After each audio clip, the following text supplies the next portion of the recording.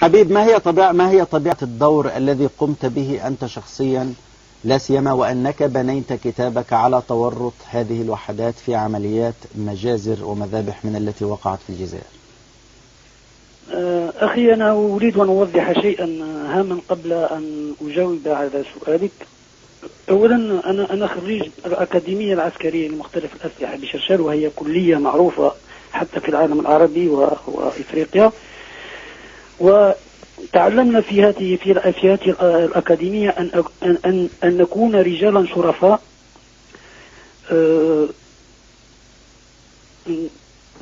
أن نضحي من أجل هذا الوطن الذي بالنسبة لنا هو كل شيء. لكن أما كنت تعتبر أن هذا الوطن مهدد من الجماعات المسلحة التي ترتكب المجازر أو المتهمة بارتكاب المجازر ضد الناس، وأنك يجب أن تقاتل هذه الجماعات؟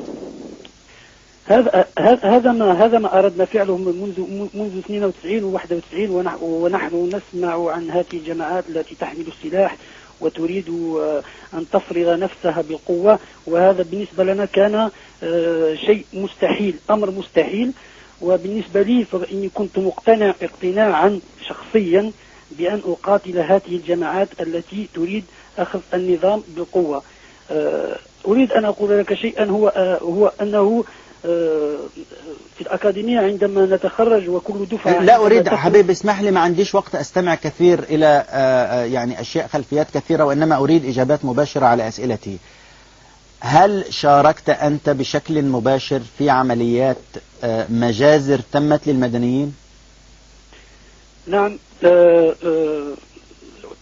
بدأ هذا منذ 1992 عندما التحقنا بالوحدة فرقة مكافحة الإرهاب، والتي كانت تحت قيادة الجنرال محمد العماري الذي هو اليوم هو القائد العام للقوات المسلحة في الجزائر.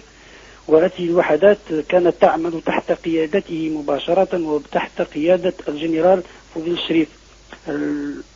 هؤلاء الجنرالات وبعض الجنرالات الآخرين هم الذين قادوا هذه الوحدات الخاصة. ومنذ البداية قمنا بعمليات كهذه في عدة أنحاء من الجزائر العاصمة، مدينة البوليدة، مدينة بوفريك، المدية البرواقية. أنا أريد منك أن تذكر لي عملية واحدة فقط استهدفت أناسا عزل. هذه العمليات يمكن أن تتم ضد المسلحين بهدف حماية أمن الدولة، وهذا حق لهذه القوات أن تقوم بحماية أمن الدولة. هل قمت بعمليات أو شاركت في عمليات ضد أناس عزل من السلاح مدنيين بينهم نساء وأطفال؟ هذا ما أردت أن أقوله لك، ولكن أنا لا أعرف لماذا هذا التسرع، ولكن في الحقيقة أنا قمت بهذا، وقد أدي إلي أمر، أعطوني أوامر، وهذه الأوامر هي أن أنقل شاحنة مدنية وعلى متنها أشخاص مدنيين وهم عسكريون. وتوجهنا من بني مسوس بالذات في الجزائر العاصمة إلى في اتجاه بوفريك ومعالمة. وهناك يوجد دوار في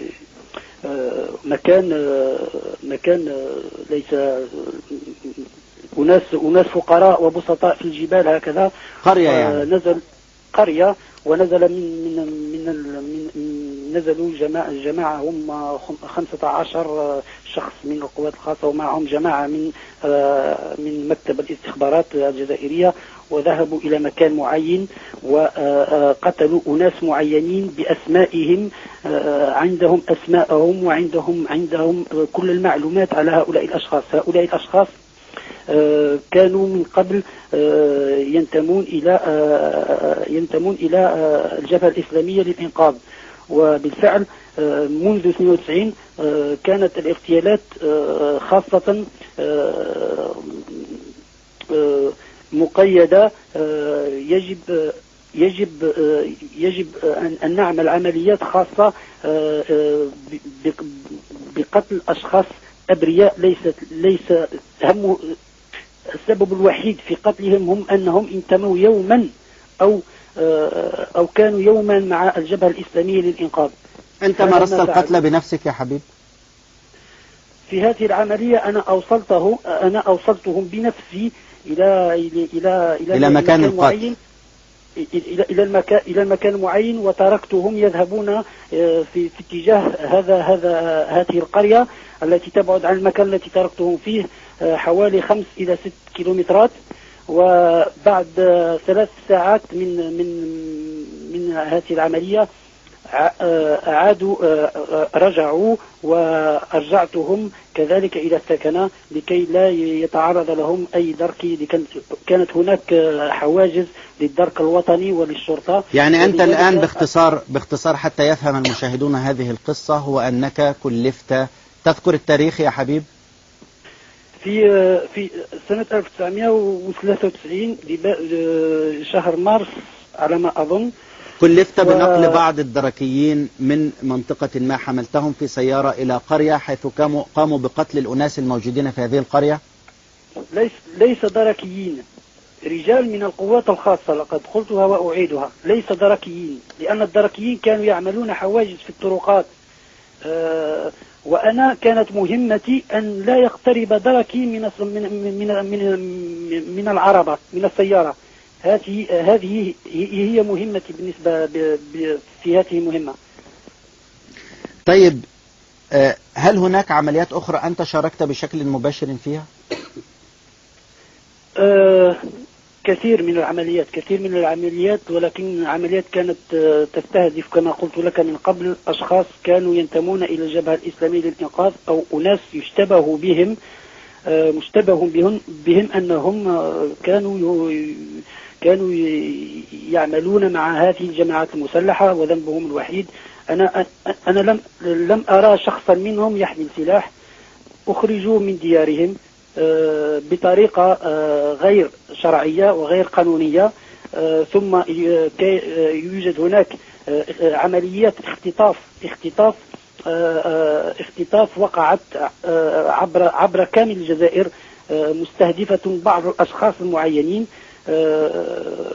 أنت في كتابك هنا ذكرت أنك رأيت ضباط يقتلون أطفال ويحرقون جثث وأشياء كثيرة ذكرتها في الكتاب. نعم. هناك تشكيك كبير في هذه المعلومات التي ذكرتها، كما هناك تشكيك فيما تقول به الآن. أنا ذكرت أسماء في الكتاب، ذكرت أسماء وأماكن التي وقعت فيها هذه المذابح أو هذا التقتيل، وأريد أن أقول فقط يكفي من قول أن هذا إسلامي وهذا سارق وهذا إرهابي وهذا مع بليش. هذا نقطة مهمة أريد أسألك فيها. عملية القتل هذه تحتاج إلى عملية تحفيز. كيف يمكن أن يقبل إنسان على قتل طفل أو حرقه بالأساليب البشعة التي ذكرتها في كتابك؟ ما هي الدوافع التي أيا كان يعني أدمية هذا الإنسان، كيف يقدم على أن يمثل بجثة طفل أو يحرق جثة امرأة أو يقتلها من الأصل؟ ما هي الأشياء التي يشحن بها الإنسان حتى يفعل هذه الأشياء؟ أولا هناك الحقد والكراهية تجاه هؤلاء الأشخاص، لأن بعض ضباط الجيش الوطني الشعبي وبعض صف ضباط الجيش الوطني الشعبي حملوا حقدا كبيرا على هؤلاء الأشخاص، لأن هؤلاء أنا أحد منهم، لأن الجيش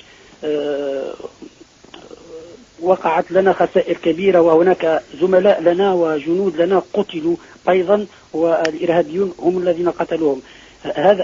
هذه من جهة الحقد والكراهية تجاه هؤلاء الأشخاص. ثانيا هناك عمليات المخدرات التي انتشرت بصورة بشعة داخل السكنات العسكرية، وحتى الآن لقد قلت بأن 80% من ضباط الصف ومن الجنود لست أعلم من أين يحصلون على المخدرات، ولكنهم يجدون هذه المخدرات، وهي مخدرات خطيرة وخطيرة جدا. ما الذي دفعك يا حبيب إلى كثيرون هربوا من الضباط ولم يكتب أحد كتاب؟ ما الذي دفعك إلى كتابة هذا الأمر؟ ما هي القوة التي تقف وراءك؟ تعلمت شيئا. أنا كنت في الجيش وتعلمت أشياء كثيرة. تعلمت أشياء كثيرة، تعلمت التضحية، تعلمت الواجب، أشياء لا نستطيع